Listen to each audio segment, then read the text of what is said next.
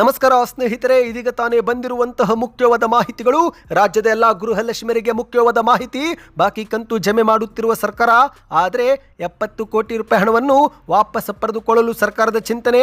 ಯಾಕೆ ಏನಾಯಿತು ನೋಡೋಣ. ಮತ್ತೊಂದೆಡೆಯಲ್ಲಿ ತಕ್ಷಣವೇ ರಾಜ್ಯಾದ್ಯಂತ ಹುದ್ದೆ ನೇಮಕಾತಿ ಪ್ರಕ್ರಿಯೆ ಆರಂಭಿಸಿ, ಇಲ್ಲವಾದರೆ ರಾಜ್ಯಾದ್ಯಂತ ಹೋರಾಟ ಮಾಡುವುದಾಗಿ ಸರ್ಕಾರಕ್ಕೆ ಆರೋಶಕ್ ಅವರ ಎಚ್ಚರಿಕೆ. ಮತ್ತೊಂದೆಡೆಯಲ್ಲಿ ಚಿನ್ನ ಮತ್ತು ಬೆಳ್ಳಿ ಬೆಲೆ ಏರಿಕೆ ಕುರಿತಂತೆ ಹಣಕಾಸು ಸಚಿವೆ ನಿರ್ಮಲಾ ಸೀತಾರಾಮನ್ ಅವರು ಭರ್ಜರಿ ಗುಡ್ ನ್ಯೂಸ್ ಕೊಟ್ಟಿದ್ದಾರೆ. ಆತಂಕ ಪಡುವ ಅಗತ್ಯವಿಲ್ಲವಂತೆ. ಬೆಳ್ಳಿ ಮತ್ತು ಚಿನ್ನದ ಬೆಲೆ ಏರಿಕೆಗೆ ಕಾರಣ ಏನು ಎಂಬ ಕುರಿತಂತೆ ಸಚಿವೆ ನಿರ್ಮಲಾ ಸೀತಾರಾಮನ್ ಅವರ ಹೇಳಿಕೆ. ಇನ್ನು ಮತ್ತೊಂದೆಡೆಯಲ್ಲಿ ಕರ್ನಾಟಕದ ಬಜೆಟ್ಗೆ ಮುಖ್ಯಮಂತ್ರಿಯವರ ಸಕಲ ಸಿದ್ಧತೆ. ಈ ಬಾರಿ 13 ಯೋಜನೆಗಳು ಜಾರಿಗೆ ಮಾಡುವಂತೆ ಮನವಿ ಮಾಡಲಾಗಿದೆ.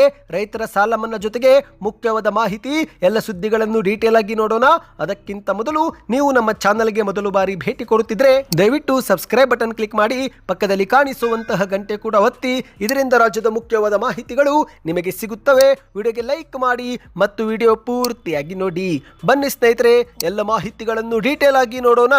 ನೀವು ಕೂಡ ಗೃಹಲಕ್ಷ್ಮಿ ಯೋಜನೆ ಫಲಾನುಭವಿಗಳಾಗಿದ್ದರೆ ನಿಮ್ಮ ಬ್ಯಾಂಕ್ ಖಾತೆಗೆ ಕೊನೆಯ ಕಂತು ಯಾವ ತಿಂಗಳಲ್ಲಿ ಜಮೆವಾಗಿತ್ತು ಕಮೆಂಟ್ ಮಾಡಿ. ಸರ್ಕಾರ ಬಾಕಿ ಕಂತುಗಳನ್ನು ಈಗ ಜಮೆ ಮಾಡುತ್ತಿದ್ದು, ಆದರೆ ಇದೇ ಮಧ್ಯೆ 2.5 ಲಕ್ಷ ಮಹಿಳೆಯರಿಂದ 70 ಕೋಟಿ ರೂಪಾಯಿ ಹಣ ವಾಪಸ್ ಪಡೆದುಕೊಳ್ಳಲು ಸರ್ಕಾರ ಮುಂದಾಗಿದೆ. ಹೌದು ಸ್ನೇಹಿತರೆ, ರಾಜ್ಯಾದ್ಯಂತ ಲಕ್ಷಾಂತರ ಮಂದಿ ನಿಧನರಾದವರ ಬ್ಯಾಂಕ್ ಖಾತೆಗೆ ಗೃಹಲಕ್ಷ್ಮಿ ಯೋಜನೆ ಸೇರಿದಂತೆ ಹಲವು ಗ್ಯಾರಂಟಿ ಯೋಜನೆಗಳ ಹಣ ಜಮೆ ಆಗುತ್ತಿದ್ದು, ಈ ಒಂದು ಹಣವನ್ನು ಆಯಾ ಕುಟುಂಬಸ್ಥರು ದುರುಪಯೋಗ ಪಡಿಸಿಕೊಂಡಿದ್ದಾರೆ ಎಂಬ ಸಂಗತಿ ತಡವಾಗಿ ಬೆಳಕಿಗೆ ಬಂದಿದೆ. ಹೀಗಾಗಿ ಸರ್ಕಾರ ಮುಂದಿನ ದಿನಗಳಲ್ಲಿ ಗೃಹಲಕ್ಷ್ಮಿಯರಿಗೆ ಜೀವಿತಾವಧಿಯ ಖಾತ್ರಿಗಾಗಿ ತಂತ್ರಜ್ಞಾನ ಆಧಾರಿತ ಒಂದು ಅಪ್ಲಿಕೇಶನ್ ಅಭಿವೃದ್ಧಿಪಡಿಸಲು ಸರ್ಕಾರ ಮುಂದಾಗಿದೆ. ಹೌದು, ಇದೀಗ ಮಹಿಳಾ ಮತ್ತು ಮಕ್ಕಳ ಅಭಿವೃದ್ಧಿ ಇಲಾಖೆಗೆ ಗೃಹಲಕ್ಷ್ಮಿ ಯೋಜನೆಯ 2.5 ಲಕ್ಷ ಫಲಾನುಭವಿಗಳು ಈ ಒಂದು ಹಣ ದುರುಪಯೋಗ ಪಡಿಸಿಕೊಂಡಿರುವುದು ಬೆಳಕಿಗೆ ಬಂದಿದೆ. ಅಂದರೆ ನಿಧನರಾದ ಕೂಡಲೇ ಆ ಬಗ್ಗೆ ಮಾಹಿತಿ ಸರ್ಕಾರಕ್ಕೆ ನೀಡಿದ ಪರಿಣಾಮ ಅವರ ಬ್ಯಾಂಕ್ ಖಾತೆಗೆ ಇದುವರೆಗೆ 70 ಕೋಟಿ ರೂಪಾಯಿವರೆಗೆ ಹಣ ರವಾನೆಯಾಗಿದೆ. ಅವರ ಹೆಸರಲ್ಲಿ ಈಗಲೂ ಕೂಡ ಪಡಿತರ ಆಹಾರಧನ ಪಡೆದುಕೊಳ್ಳುತ್ತಿರುವ ಸಂಗತಿಯೂ ಕೂಡ ಸರ್ಕಾರಕ್ಕೆ ಬೆಳಕಿಗೆ ಬಂದಿದೆ. ಹಾಗಾಗಿ ಸ್ನೇಹಿತರೆ, ಕುಟುಂಬ ತಂತ್ರಾಂಶದ ಮೂಲಕ ಈ ದುರುಪಯೋಗ ಈಗ ಪತ್ತೆ ಮಾಡಲಾಗಿದ್ದು, ಬಡವರಿಗೆ ನೆರವಾಗಲಿ ಎಂದು ಮತ್ತು ಮಹಿಳೆಯರಿಗೆ ಆರ್ಥಿಕವಾಗಿ ಸಬಲೀಕರಣ ಆಗಲಿ ಎಂಬ ಉದ್ದೇಶಕ್ಕೆ ಗ್ಯಾರಂಟಿ ಯೋಜನೆ ಜಾರಿಗೆ ತರಲಾಗಿತ್ತು. ಆದರೆ ಕೆಲ ಫಲಾನುಭವಿಗಳು ನಿಧನರಾದ ಬಳಿಕವೂ ಕೂಡ ಅವರ ಹೆಸರಲ್ಲಿ ಕುಟುಂಬಸ್ಥರು ಹಣ ಪಡೆದುಕೊಳ್ಳುತ್ತಿರುವುದು ಎಷ್ಟು ಸರಿ ಎಂದು ಮಹಿಳಾ ಮತ್ತು ಮಕ್ಕಳ ಅಭಿವೃದ್ಧಿ ಇಲಾಖೆ ಪ್ರಶ್ನೆ ಮಾಡಿದೆ. ಇದೀಗ 2023 ಮೇ ತಿಂಗಳಲ್ಲಿ ಕಾಂಗ್ರೆಸ್ ಸರ್ಕಾರ ಅಧಿಕಾರಕ್ಕೆ ಬಂತು. ಅಲ್ಲಿಂದ ಇಲ್ಲಿಯವರೆಗೆ ಸರಿಸುಮಾರು 52,000 ರೂಪಾಯಿ ಹಣವನ್ನು ಪ್ರತಿ ಕುಟುಂಬಕ್ಕೆ ನೀಡಲಾಗಿದೆ. ಆದರೆ ಗೃಹಲಕ್ಷ್ಮಿ ಯೋಜನೆ ಜಾರಿಗೆ ಆದಾಗಲಿಂದ ಇಲ್ಲಿಯವರೆಗೆ 2.5 ಲಕ್ಷ ಮಹಿಳೆಯರು ಮೃತಪಟ್ಟಿದ್ದು, ಆದರೆ ಈ ಬಗ್ಗೆ ಸರ್ಕಾರಕ್ಕೆ ಮಾಹಿತಿ ಕೊಡದೆ ಹಣವನ್ನು ಪಡೆದುಕೊಳ್ಳುತ್ತಿರುವುದು ಬೆಳಕಿಗೆ ಬಂದಿದೆ. ಸ್ನೇಹಿತರೆ, ಸದ್ಯ ಈಗ ಸರ್ಕಾರ ಈ ಒಂದು ಹಣವನ್ನು ಮುಂಬರುವ ದಿನಗಳಲ್ಲಿ ಮತ್ತೊಮ್ಮೆ ಜಮವಾಗದಂತೆ ತಡೆಯಲು ಜೀವಿತ ಪ್ರಮಾಣ ಪತ್ರ ಅಂದರೆ ಬದುಕಿರುವ ದೃಢೀಕರಣ ಪತ್ರವನ್ನು ಗೃಹಲಕ್ಷ್ಮಿ ಫಲಾನುಭವಿಗಳಿಂದ ಕೇಳಲಿದೆ. ಅಂದರೆ ಇಲ್ಲಿ ಫಲಾನುಭವಿಗಳು ತಮ್ಮ ತಮ್ಮ ಬ್ಯಾಂಕ್ ಶಾಖೆಗೆ ಭೇಟಿ ಕೊಟ್ಟು ಬದುಕಿರುವ ದೃಢೀಕರಣ ಪ್ರಮಾಣ ಪತ್ರವನ್ನು ನೀಡಬೇಕಾಗುತ್ತೆ. ಸದ್ಯಕ್ಕೆ ಇದುವರೆಗೆ ಸರ್ಕಾರ ಅಧಿಕೃತವಾಗಿ ಘೋಷಣೆ ಮಾಡಿಲ್ಲ ಸ್ನೇಹಿತರೆ. ಬಹುಶಃ ಬಜೆಟ್ನಲ್ಲಿ ಈ ಕುರಿತಂತೆ ಒಂದು ಘೋಷಣೆ ಆಗುವ ಸಾಧ್ಯತೆ ಇದೆ. ನಿಮ್ಮ ಅನಿಸಿಕೆಯನ್ನು ಕಮೆಂಟ್ ಮಾಡಿ. ನಿಮ್ಮ ಬ್ಯಾಂಕ್ ಖಾತೆಗೂ ಕೂಡ 2,000 ರೂಪಾಯಿ ಜಮಾ ಆಗುತ್ತಿದೆಯಾ ಕಮೆಂಟ್ ಮಾಡಿ. ದಯವಿಟ್ಟು ವಿಡಿಯೋನ ಸ್ವಲ್ಪನೂ ಸ್ಕಿಪ್ ಮಾಡದೆ ಪೂರ್ತಿಯಾಗಿ ನೋಡಿ. ಬನ್ನಿ ಸ್ನೇಹಿತರೆ, ಮತ್ತೊಂದು ಮಾಹಿತಿಗೆ ಹೋಗೋಣ. ತಕ್ಷಣವೇ ಉದ್ಯೋಗ ನೇಮಕಾತಿ ಪ್ರಕ್ರಿಯೆ ಆರಂಭಿಸಿ, ಇಲ್ಲವಾದರೆ ರಾಜ್ಯಾದ್ಯಂತ ಹೋರಾಟ ಮಾಡುತ್ತೇವೆ ಎಂದು ಕಾಂಗ್ರೆಸ್ ಸರ್ಕಾರಕ್ಕೆ ವಿಪಕ್ಷ ನಾಯಕ ಆರೋಶಕ್ ಅವರು ಧಾರವಾಡದಲ್ಲಿ ಎಚ್ಚರಿಕೆ ಕೊಟ್ಟಿದ್ದಾರೆ. ಹೌದು ಸ್ನೇಹಿತರೆ, ರಾಜ್ಯಾದ್ಯಂತ ಖಾಲಿ ಇರುವ ಹುದ್ದೆಗಳ ನೇಮಕಾತಿ ಭರ್ತಿ ಮಾಡುವಂತೆ ಆಗ್ರಹಿಸಿ ನಿನ್ನೆ ಉದ್ಯೋಗಾಕಾಂಕ್ಷಿಗಳು ಮತ್ತು ವಿದ್ಯಾರ್ಥಿಗಳು ಧಾರವಾಡದಲ್ಲಿ ದೊಡ್ಡ ಮಟ್ಟದ ಪ್ರತಿಭಟನೆ ಮಾಡಿದ್ದು, ಈ ಒಂದು ಪ್ರತಿಭಟನೆ ತೀವ್ರ ಸ್ವರೂಪವೇ ಪಡೆದುಕೊಂಡಿದೆ. ಉದ್ಯೋಗಾಕಾಂಕ್ಷಿಗಳ ಹೋರಾಟಕ್ಕೆ ರಾಜ್ಯದ ಬಿಜೆಪಿ ನಾಯಕರು ಕೂಡ ಬೆಂಬಲ ನೀಡಿದ್ದಾರೆ. ಹೌದು ಸ್ನೇಹಿತರೆ, ರಾಜ್ಯ ಸರ್ಕಾರದ ವಿರುದ್ಧ ಉದ್ಯೋಗಾಕಾಂಕ್ಷಿಗಳು ನಡೆಸುತ್ತಿರುವ ಹೋರಾಟಕ್ಕೆ ಬೆಂಬಲ ನೀಡಿ ಮಾತನಾಡಿದಂಥ ಆರೋಶಕ್ ಅವರು ಇಂದು ಸಾವಿರಾರು ವಿದ್ಯಾರ್ಥಿಗಳು ಮತ್ತು ಯುವಕರು ಉದ್ಯೋಗ ಕೊಡಿ ಎಂದು ಆಗ್ರಹಿಸಿ ಬೃಹತ್ ಪ್ರತಿಭಟನೆಯಲ್ಲಿ ಮಾಡುತ್ತಿದ್ದಾರೆ. ಈ ಸರ್ಕಾರಕ್ಕೆ ಉದ್ಯೋಗಾಕಾಂಕ್ಷಿಗಳ ನೋವು ಕಾಣುತ್ತಿಲ್ಲವೇ ಎಂದು ಮಾಧ್ಯಮಗಳ ಮುಂದೆ ಕಿಡಿಕಾರಿದ್ದಾರೆ. ಕಳೆದ 2.5 ವರ್ಷಗಳಲ್ಲಿ ಒಬ್ಬನೇ ಒಬ್ಬ ನಿರುದ್ಯೋಗಿಗೂ ಇವರು ಉದ್ಯೋಗ ನೀಡಿಲ್ಲ. ಖಾಲಿ ಇರುವ ಹುದ್ದೆಗಳಿಗೆ ನೇಮಕಾತಿ ಮಾಡಿಕೊಡುವುದು ಬಿಟ್ಟು ಮುಖ್ಯಮಂತ್ರಿ ಮತ್ತು ಉಪಮುಖ್ಯಮಂತ್ರಿಯವರು ಅಧಿಕಾರದ ಕಚ್ಚಾಟದಲ್ಲಿ ಮುಳುಗಿ ಹೋಗಿದ್ದಾರೆ. ರಾಜ್ಯ ಸರ್ಕಾರ ದಿವಾಳಿಯಾಗಿ ಹೋಗಿದ್ದು, ಈಗಿರುವ ಅಧಿಕಾರಿಗಳಿಗೂ ಸಂಬಳ ನೀಡಲು ಹಣವಿಲ್ಲ ಎಂದು ಆರೋಶಕ್ ಅವರು ವಾಗ್ದಾಳಿ ನಡೆಸಿದ್ದಾರೆ.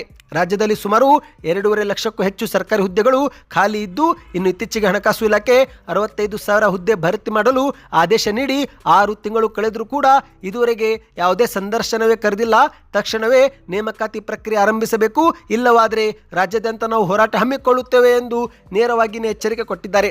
ನೀವು ಕೂಡ ಉದ್ಯೋಗಾಕಾಂಕ್ಷಿಗಳಾಗಿದ್ದರೆ, ವಿದ್ಯಾರ್ಥಿಗಳಾಗಿದ್ದರೆ ನಿಮ್ಮ ಒಂದು ಅನಿಸಿಕೆಯನ್ನು ಕಮೆಂಟ್ ಮಾಡಿ ಸ್ನೇಹಿತರೆ. ಇದರಿಂದ ಒಂದು ಉತ್ತಮ ಫೀಡ್ಬ್ಯಾಕ್ ಸಿಗುತ್ತೆ. ಬನ್ನಿ ಇದೀಗ ಮತ್ತೊಂದು ಮುಖ್ಯವಾದ ಮಾಹಿತಿಗೆ ಹೋಗೋಣ. ಸತತವಾಗಿ ಚಿನ್ನ ಮತ್ತು ಬೆಳ್ಳಿ ಬೆಲೆ ಏರಿಕೆ ಕಾಣುತ್ತಿದ್ದು, ಈ ಬಗ್ಗೆ ಸಚಿವೆ ನಿರ್ಮಲಾ ಸೀತಾರಾಮನ್ ಅವರು ಮುಂಬೈಯಲ್ಲಿ ಒಂದು ಗುಡ್ ನ್ಯೂಸ್ ಕೊಟ್ಟಿದ್ದಾರೆ. ಹೌದು, ಕೇಂದ್ರ ಸರ್ಕಾರ ಚಿನ್ನ ಮತ್ತು ಬೆಳ್ಳಿಯ ಬೆಲೆಗಳನ್ನು ಸೂಕ್ಷ್ಮವಾಗಿ ಗಮನಿಸುತ್ತಿದೆ. ಭಾರತೀಯ ಮಾರುಕಟ್ಟೆಯಲ್ಲಿ ಇವುಗಳ ಹೆಚ್ಚಿನ ಬೇಡಿಕೆ ತಾತ್ಕಾಲಿಕವೆಂಬುವಂತೆ ನಮಗೆ ಕಾಣುತ್ತಿದೆ. ಆತಂಕ ಪಡುವ ಅಗತ್ಯವಿಲ್ಲ. ಮುಂಬರುವ ದಿನಗಳಲ್ಲಿ ಚಿನ್ನ ಮತ್ತು ಬೆಳ್ಳಿ ಕುಸಿತವಾಗಬಹುದು ಎಂದು ನಿರ್ಮಲಾ ಸೀತಾರಾಮನ್ ಅವರು ಹೇಳಿದ್ದಾರೆ. ಹೌದು ಸ್ನೇಹಿತರೆ, ಸೋಮವಾರ ಮುಂಬೈನಲ್ಲಿರುವ ಭಾರತೀಯ ರಿಸರ್ವ್ ಬ್ಯಾಂಕ್ನ ಕೇಂದ್ರೀಯ ನಿರ್ದೇಶಕರ ಮಂಡಳಿ ಜೊತೆಗೆ ಸಾಮಾನ್ಯ ಸಭೆ ನಡೆಸಿ ಮಾತನಾಡಿದಂತೆ ಇವರು, ಇಂದು ಮನೆಗಳಲ್ಲಿ ಜನರು ಅಚ್ಚುಮೆಚ್ಚಿನ ಹೂಡಿಕೆ ಅಂದರೆ ಅದು ಚಿನ್ನ. ದೇಶೀಯ ಮಾರುಕಟ್ಟೆಯಲ್ಲಿ ಬೇಡಿಕೆ ಹೆಚ್ಚಾಗಿರುವುದು ತಾತ್ಕಾಲಿಕವೆಂಬುವಂತೆ ಕಾಣುತ್ತಿದೆ. ನಾವು ಅದನ್ನು ಕೂಡ ಗಮನಿಸುತ್ತಿದ್ದು, ಅದು ಆತಂಕಕಾರಿ ಪರಿಸ್ಥಿತಿ ಇದುವರೆಗೆ ತಲುಪಿಲ್ಲ ಎಂದಿದ್ದಾರೆ. ಅಂದರೆ ನಮ್ಮ ಭಾರತೀಯ ಮಾರುಕಟ್ಟೆಗೆ ಬರುವ ಬಹುತೇಕ ಚಿನ್ನ ಆಮದು ಮಾಡಿಕೊಂಡದ್ದು. ನಮ್ಮದು ಆಮದು ಅವಲಂಬಿತ ದೇಶ. ಈ ಬಗ್ಗೆ ನಮ್ಮ ಸರ್ಕಾರ ಶೀಘ್ರವೇ ಕ್ರಮ ತೆಗೆದುಕೊಳ್ಳಲಿದೆ. ಇಂದು ಅಂತಾರಾಷ್ಟ್ರೀಯ ಮಟ್ಟದಲ್ಲಿ ಚಿನ್ನ ಮತ್ತು ಬೆಳ್ಳಿ ಬೆಲೆ ಏರಿಕೆಗೆ ಕಾರಣವೇ ವಿವಿಧ ಬ್ಯಾಂಕುಗಳ ಕೇಂದ್ರೀಯ ಬ್ಯಾಂಕುಗಳು ಚಿನ್ನ ಮತ್ತು ಬೆಳ್ಳಿ ದೊಡ್ಡ ಮಟ್ಟದಲ್ಲಿನೇ ಸಂಗ್ರಹಿಸುತ್ತಿವೆ. ಹಾಗಾಗಿನೇ ಅಂತಾರಾಷ್ಟ್ರೀಯ ಮಟ್ಟದಲ್ಲಿ ಬೆಲೆಗಳು ಏರಿಳಿತ ಆಗುತ್ತಿವೆ ಎಂದು ಮಾಹಿತಿ ನೀಡಿದ್ದಾರೆ. ಹೌದು ಸ್ನೇಹಿತರೆ, ಅಮೆರಿಕ ಮತ್ತು ಇರಾನ್ ನಡುವಿನ ಸಂಘರ್ಷದ ಹೊರತಾಗಿಯೂ ಕೂಡ ಅಮೆರಿಕದಲ್ಲಿ ಡಾಲರ್ ದುರ್ಬಲವಾಗುತ್ತಿರುವ ಕಾರಣಕ್ಕೆ ಚಿನ್ನ ಮತ್ತು ಬೆಳ್ಳಿ ದರ ಇತ್ತೀಚೆಗೆ ಏರಿಕೆಯಾಗಿದೆ ಎಂದು ಅವರು ಹೇಳಿದ್ದಾರೆ. ಅಷ್ಟು ಮಾತ್ರವಲ್ಲ ಸ್ನೇಹಿತರೆ, ಇಲ್ಲಿ ಮುಖ್ಯವಾಗಿ RBI ಜೊತೆಗೆ ಇತರೆ ಬ್ಯಾಂಕುಗಳು ಕೂಡ ದೊಡ್ಡ ಮಟ್ಟದಲ್ಲಿ ಚಿನ್ನವನ್ನು ಸಂಗ್ರಹಿಸುತ್ತಿವೆಯಂತೆ. ಕೇಂದ್ರೀಯ ಅಂತಾರಾಷ್ಟ್ರೀಯ ಮಟ್ಟದ ಬ್ಯಾಂಕುಗಳು ಮತ್ತು ಭಾರತದ RBI ಕೂಡ ದೊಡ್ಡ ಮಟ್ಟದಲ್ಲೇ ಅತಿಯಾಗಿ ಚಿನ್ನ ಸಂಗ್ರಹಿಸುತ್ತಿದ್ದು, ಹೀಗಾಗಿ ಚಿನ್ನದ ಬೆಲೆ ಏರಿಕೆಯಾಗಿದೆ ಎಂದು ನಿರ್ಮಲಾ ಸೀತಾರಾಮನ್ ಅವರು ಹೇಳಿದ್ದಾರೆ. ಆದರೆ ಚಿನ್ನ ಇನ್ನೂ ಕೂಡ ಅಷ್ಟೊಂದು ದೊಡ್ಡ ಮಟ್ಟದಲ್ಲಿ ಮಿತಿ ಮೀರಿಲ್ಲ ಎಂದು ಕೂಡ ಅವರು ಸ್ಪಷ್ಟಪಡಿಸಿದ್ದಾರೆ. ಹೌದು, ಕೇಂದ್ರ ಸರ್ಕಾರ ಚಿನ್ನದ ಬೆಲೆ ಏರಿಕೆಯನ್ನು ಸೂಕ್ಷ್ಮವಾಗಿ ಗಮನಿಸುತ್ತಿದೆ. ಅಮೆರಿಕ ಮತ್ತು ಇರಾನ್ ನಡುವಿನ ಉದ್ವಿಗ್ನತೆ, ಅಮೆರಿಕದ ಅಧ್ಯಕ್ಷ ಡೊನಾಲ್ಡ್ ಟ್ರಂಪ್ ಅವರ ಹೊಸ ಸುಂಕ ಬೆದರಿಕೆಗಳು, ಜಾಗತಿಕ ಭೌಗೋಳಿಕ ರಾಜಕೀಯ ಅನಿಶ್ಚಿತತೆ, ದೊಡ್ಡ ದೊಡ್ಡ ಬ್ಯಾಂಕುಗಳು ದೊಡ್ಡ ಮಟ್ಟದಲ್ಲಿ ಚಿನ್ನ ಖರೀದಿ ಮಾಡುತ್ತಿರುವುದು, ಈ ಎಲ್ಲ ಕಾರಣಕ್ಕೆ ಚಿನ್ನದ ಬೆಲೆ ಏರಿಕೆಯಾಗಿದೆ. ಆದರೆ ಇದು ತಾತ್ಕಾಲಿಕವೆಂಬುವಂತೆ ನಮಗೆ ಕಾಣುತ್ತಿದೆ ಎಂದು ಅವರು ಹೇಳಿಕೆ ಕೊಟ್ಟಿದ್ದಾರೆ. ನಿಮ್ಮ ಪ್ರಕಾರ ಚಿನ್ನದ ಬೆಲೆ ಕುಸಿತವಾಗಬೇಕು, ಏರಿಕೆಯಾಗಬೇಕು? ನಿಮ್ಮ ಅನಿಸಿಕೆಯನ್ನು ನೀವು ಕಮೆಂಟ್ ಮಾಡಿ ಸ್ನೇಹಿತರೆ. ಇದೀಗ ಫೆಬ್ರವರಿ 25ರ ಮಾರುಕಟ್ಟೆ ಪ್ರಕಾರ ನೋಡುವುದಾದರೆ 1 ಗ್ರಾಮ್ ಚಿನ್ನ 16,180 ರೂಪಾಯಿ, ಅಂದರೆ 10 ಗ್ರಾಮ್ಗೆ 1,61,890 ರೂಪಾಯಿ ಸ್ನೇಹಿತರೆ. ಇನ್ನು ಬೆಳ್ಳಿ ಬಗ್ಗೆ ನೋಡುವುದಾದರೆ ಪ್ರತಿ ಗ್ರಾಮ್ ಬೆಳ್ಳಿ 285 ರೂಪಾಯಿ, ಅಂದರೆ 1 kgಗೆ 2,85,000 ರೂಪಾಯಿ ಎಂದು ಹೇಳಲಾಗಿದೆ. ಬನ್ನಿದೀಗ ಕೊನೆ ಮಾಹಿತಿಗೆ ಹೋಗೋಣ. ಇತ್ತೀಚೆಗೆ ಫೆಬ್ರವರಿ 1ರಂದು ಕೇಂದ್ರದ ಹಣಕಾಸು ಸಚಿವೆ ನಿರ್ಮಲಾ ಸೀತಾರಾಮನ್ ಅವರು ಭಾರತದ ಬಜೆಟ್ ಅನ್ನು ಮಂಡಿಸಿದ್ರು.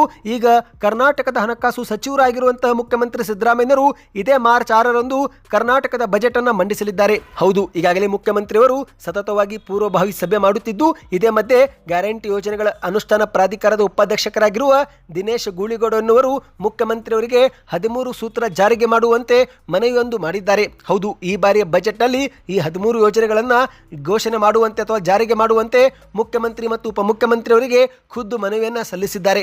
ಹಾಗಾದರೆ ಆ 13 ಅಂಶಗಳು ಏನು ಎಂಬುದನ್ನು ಡೀಟೇಲ್ ಆಗಿ ನೋಡೋಣ. ಹೌದು, ಆರೋಗ್ಯ, ಕೃಷಿ, ತಂತ್ರಜ್ಞಾನ ಮತ್ತು ಆಡಳಿತ ಸುಧಾರಣೆಗೆ ಪೂರಕವಾದ 13 ಯೋಜನೆಗಳನ್ನು ಜಾರಿಗೆ ತರುವಂತೆ ಮನವಿ ಮಾಡಿದ್ದಾರೆ. ಅದರಲ್ಲಿ ಮೊದಲನೇದಾಗಿ ಸ್ನೇಹಿತರೆ, ಜಯದೇವ ಹೃದ್ರೋಗ ಆಸ್ಪತ್ರೆ ಮತ್ತು ಸಂಶೋಧನಾ ಕೇಂದ್ರದ ನೂತನ ಘಟಕವನ್ನು ಬೆಂಗಳೂರಲ್ಲಿ ಸ್ಥಾಪನೆ ಮಾಡಿ ಹೆಚ್ಚುತ್ತಿರುವ ರೋಗಿಗಳ ಒತ್ತಡ ಕಡಿಮೆ ಮಾಡಲು ಅನುದಾನ ಮೀಸಲಿಡಿ ಎಂದು ಮನವಿ ಮಾಡಿದ್ದಾರೆ. ಎರಡನೇದಾಗಿ ಸ್ನೇಹಿತರೆ, ಮೈಸೂರು ರೇಷ್ಮೆ ಸಿರಿಯ ನೂತನ ಉತ್ಪಾದನಾ ಘಟಕ ಸ್ಥಾಪನೆ ಮಾಡುವಂತೆ ಮನವಿ ಮಾಡಿದ್ದಾರೆ.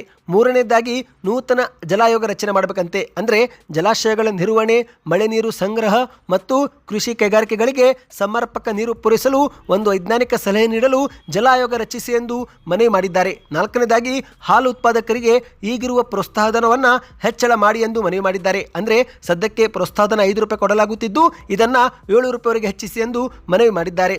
ಇನ್ನು ಐದನೇದಾಗಿ, ಶಾಸಕರ ಸ್ಥಳೀಯ ಪ್ರದೇಶಾಭಿವೃದ್ಧಿಗೆ ಒಂದು ನಿಧಿಯನ್ನು ನೀಡಬೇಕೆಂದಿದ್ದಾರೆ. ಅಂದರೆ ಈಗೇನು ಪ್ರಸ್ತುತ 2 ಕೋಟಿ ರೂಪಾಯಿಗಳ ನಿಧಿ ಇದೆ, ಅದನ್ನು 4 ಕೋಟಿ ರೂಪಾಯಿಗೆ ಏರಿಸಿ ಎಂದಿದ್ದಾರೆ. ಇನ್ನು ಆರನೇದಾಗಿ, AI ತಂತ್ರಜ್ಞಾನ ಅಳವಡಿಕೆ. ಹೌದು, ಉದ್ಯೋಗ ಮಾರುಕಟ್ಟೆ ಬದಲಾವಣೆಗೆ ತಕ್ಕಂತೆ ಪ್ರತಿ ಜಿಲ್ಲೆಯಲ್ಲಿ ಉದ್ಯೋಗ ಆಧಾರಿತ AI ಕೌಶಲ್ಯ ಡಿಪ್ಲೊಮಾ ಕೋರ್ಸನ್ನು ಜಾರಿಗೆ ತಂದು ಈ ಬಗ್ಗೆ ಮಾಹಿತಿ ಕೊಡುವ ಬಗ್ಗೆ ಒಂದು ಯೋಜನೆ ಜಾರಿಗೆ ತರುವಂತೆ ಮನವಿ ಮಾಡಿದ್ದಾರೆ.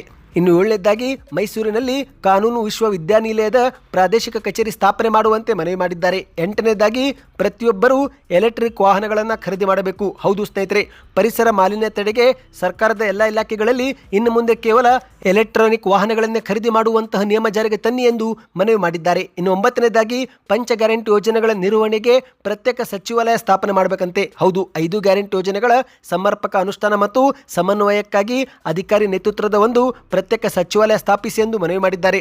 10ನೇದಾಗಿ ವಸತಿ ಯೋಜನೆಗೆ ಅನುದಾನ ಹೆಚ್ಚಳ ಮಾಡಿ ಎಂದು ಮನವಿ ಮಾಡಲಾಗಿದೆ. ಹೌದು, ಪ್ರತಿ ವಿಧಾನಸಭಾ ಕ್ಷೇತ್ರಕ್ಕೆ ಕನಿಷ್ಠ 1,000 ಮನೆಗಳನ್ನು ನೀಡುವುದು ಈ ಒಂದು ಮನವಿಯಾಗಿದೆ. 11ನೇದಾಗಿ ಸ್ಥಳೀಯ ಸಂಸ್ಥೆಗಳ ಸದಸ್ಯರ ಭತ್ಯೆ ಹೆಚ್ಚಳ ಮಾಡಬೇಕು. ಹೌದು, ಗ್ರಾಮ ತಾಲೂಕು ಮತ್ತು ಜಿಲ್ಲಾ ಪಂಚಾಯಿತಿ ಸದಸ್ಯರ ಗೌರವಧನ ಮತ್ತು ಭತ್ಯೆ ಹೆಚ್ಚಿಗೆ ಮಾಡಬೇಕಂತೆ. ಇನ್ನು 12ನೇದ್ದು ರೈತರ ಸಾಲದ ಮೊತ್ತವನ್ನು ಹೆಚ್ಚಳ ಮಾಡಿ ಎಂದಿದ್ದಾರೆ. ಶೂನ್ಯ ಬಡ್ಡಿ ದರದ ಸಾಲದ ಒಟ್ಟು ಅನುದಾನ ಈಗೇನು 28,000 ಕೋಟಿ ಇದೆ, ಅದನ್ನು 30,000 ಕೋಟಿ ರೂಪಾಯಿಗೆ ಹೆಚ್ಚಿಸಿ ಎಂದು ಮನವಿ ಮಾಡಿದ್ದಾರೆ. ಇನ್ನು 13ನೇದಾಗಿ ರೈತರ ಸಾಲ ಮನ್ನಾ. ಹೌದು, ಬಾಕಿ ಉಳಿದ ರೈತರ ಸಾಲ ಮನ್ನಾ ಮಾಡಿ ಎಂದಿದ್ದಾರೆ. ತಾಂತ್ರಿಕ ಕಾರಣಗಳಿಂದ ಸಾಲ ಮನ್ನಾದಿಂದ ವಂಚಿತರಾದ 50,000 ಕರ್ನಾಟಕದ ರೈತರಿಗೆ 232 ಕೋಟಿ ರೂಪಾಯಿ ಸಾಲ ಮನ್ನಾ ಮಾಡಿ ನಂತರ ಅವರಿಗೆ ಹೊಸ ಸಾಲ ಪಡೆಯಲು ಅವಕಾಶ ಕಲ್ಪಿಸಿಕೊಡಿ ಎಂದು ಈ ಒಂದು ಪ್ರಸ್ತಾವನೆಯಲ್ಲಿ ಸಲ್ಲಿಕೆ ಮಾಡಲಾಗಿದೆ. ಈಗ ಮುಖ್ಯಮಂತ್ರಿಯವರು ಈ 13 ಯೋಜನೆಗಳನ್ನು ಘೋಷಣೆ ಮಾಡುತ್ತಾರೋ ಮಾಡೋದಿಲ್ಲ ಎಂಬುದನ್ನು ನಾವೆಲ್ಲರೂ ಕಾದು ನೋಡಬೇಕಾಗಿದೆ. ನಿಮ್ಮ ನಿರೀಕ್ಷೆಯನ್ನು ಬಜೆಟ್ನಲ್ಲಿ ಎಂಬುದನ್ನು ಕಮೆಂಟ್ ಮಾಡಿ ತಿಳಿಸಿ ಸ್ನೇಹಿತರೆ. ಈ ಎಲ್ಲ ಮಾಹಿತಿ ಇಷ್ಟವಾಗಿದ್ದರೆ ವಿಡಿಯೋಗೆ ಲೈಕ್ ಮಾಡಿ, ವಿಡಿಯೋ ಪೂರ್ತಿಯಾಗಿ ನೋಡಿದರೆ ಕಂಪ್ಲೀಟ್ ವಿಡಿಯೋ ಎಂದು ಕಮೆಂಟ್ ಕೂಡ ಮಾಡಿ.